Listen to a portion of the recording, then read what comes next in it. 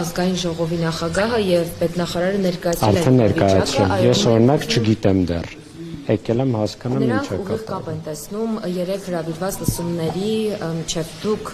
ինչ գնահատական մեկնաբանություն իհարկե ուղիղ կապ կա, այսինքն ոչ թե ուղիղ կապ, այլ միանգամայն հիմնական առիթը դա է։ Իսկ պատճառը բոլորս հասկանում ենք, վաղուց Արցախի պետական ինստիտուտների հանդեպ, այդ թվում այս շենքի հանդեպ որպես ինստիտուտներին ներկայացնող շենք, հետապնդումները ակտիվ են եղել, ուղղակի երեկվա լսումները խորհրդարանական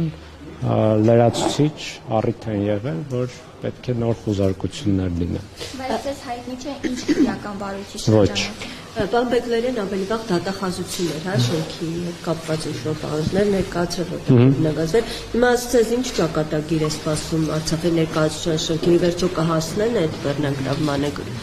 Եթե բավարար հանրային ճնշում չլինի, այսինքն խանգարող հանգամանք չլինի, իհարկե կհասնեն։ Չեք տեսնում, որ իրենք ինչ ուզում են դատարանները այդ ակտերն են ընդունում են։ Գերմանիայում վարչապետը խոսեց շատ կոնկրետ, որ Լեռնային Ղարաբաղ վերադարձի հարցը պետք է փակվի եւ հստակ առաջարկ արեց նաեւ Ադրբեջանին հրաժարվել արևմտյան Ադրբեջան եզրույթից եւ նաեւ հրաժարվում ենք Լեռնային Ղարաբաղ վերադարձ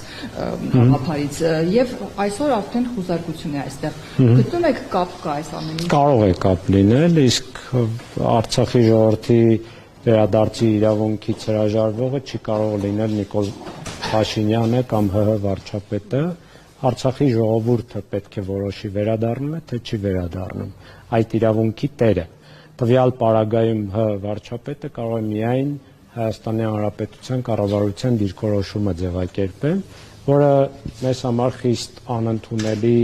ու ցանկալի չի, դատապարտելի է, որ Հայաստանի կառավարությունը նման դիրքորոշում ունի, ընդ որում իրավունքները վաճառքի է հանում եւ երկրորդը հավասարության նշան է դնում Արցախի ժողովրդի վերադարձի ու ադրբեջանցիների ճակերտավոր վերադարձի միջև, որտեղ որևէ եզր չկա, այսպես ասեմ,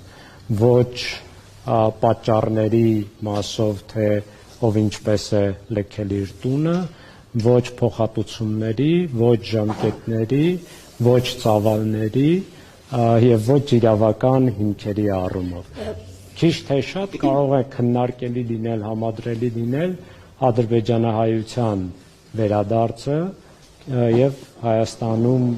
ապրած ադրբեջանցիների վերադարձը, բայց քիչ թե շատ, որովհետեւ ադրբեջանահայությունը բռնի գաղթել է ցեղասպանական քաղաքականության հետևանքով, Հայաստանի ադրբեջանցիները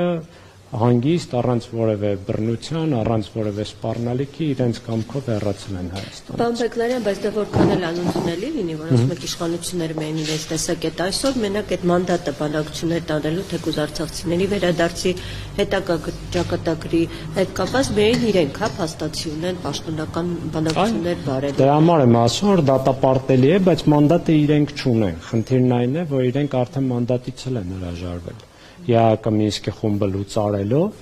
հրաժարվել են, բայց այլ կերպ եթե մեկնաբանենք, օրինակ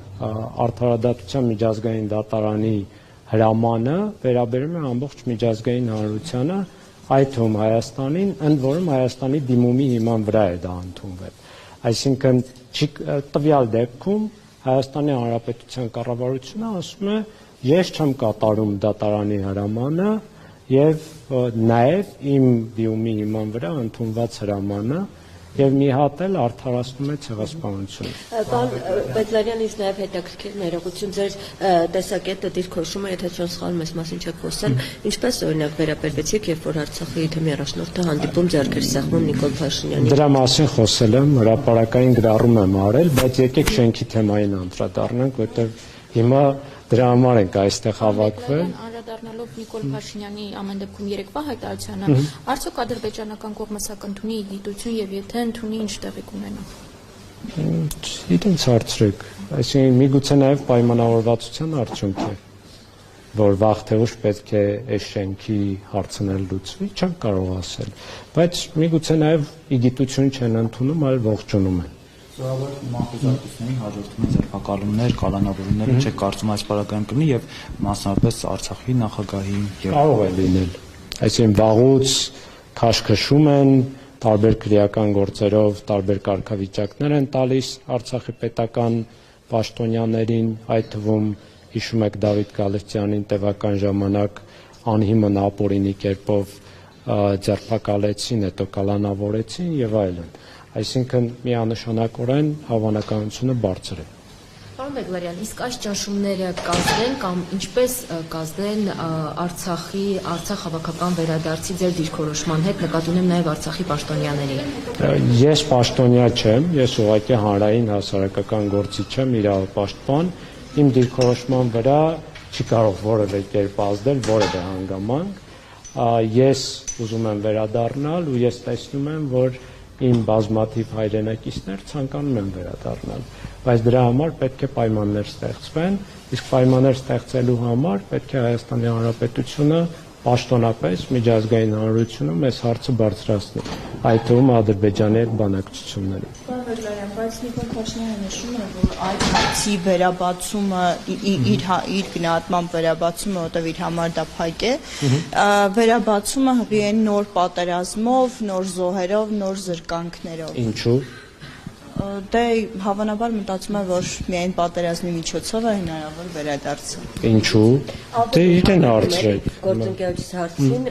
ասում է, որ խոսում է վերադարձի մասին Արցախը վերադարձնելու, իրենք կողմ են պատերազմին, այդպես էլ է։ Ինքը շատ սխալ հերթական մանիպուլյացիան է անում, ոչ մենք կողմ ենք արդարությանը եւ իրավունքների պաշտպանությանը։ Ուզում եմ հասկանալ Նիկոլ Փաշինյանը երբ ստորագրում էր միջազգային դատարաններին ուղղվող հայցերի տակ կամ իր կողմից լիազորվում էր այդ հայցերը, ինքը չէր մտածում դրա մասին։ Ինքն է համաձայնությունը տվել, որ դատարանի նման հայց ներկայացնեն մեր տեղահանումից հետո 23 թվականի հոկտեմբերին։ Ուզում եմ հասկանալ կամ միջազգային պարտավորություններ ստանձնելիս, օրինակ փախստականների մասին կոնվենցիան, երբ Հայաստանի Հանրապետությունը վավերացրել է ու սահմանադրությամբ է պարտավորությունները ստանձնել իրավունքների հետ կապված։ Այդ կոնվենցիայում հստակ գրած է, որ փախստականները վերադառնալու իրավունք ունեն եւ յուրընկալ պետությունը պարտավոր է առավելագույնը կատարել նրանց վերադարձի համար։ Մենք չենք ասում պատերազմեք, մենք ասում ենք քաղաքական օրակարգ բեր այդ հարցը եւ միջազգային դատարանի հրամանը կատարելու համար դիմիր միջազգային համապատասխան կառույցներին ու պետություններին եւ ասա, որ այս հրամանը Ադրբեջանը անբարեխիղճ կերպով չի կատարում։ Ուզում եմ հասկանալ, սա արդյոք պատերազմ է, թե չէ։ Այսինքն սա նշանակում է, որ ինքը իրավունքները ոտնահարում է, ինքը իր պարտավորությունները չի կատարում, այդում անձամբ իր ստանձնած պարտավորությունները դատարան դիմելու հիմքով։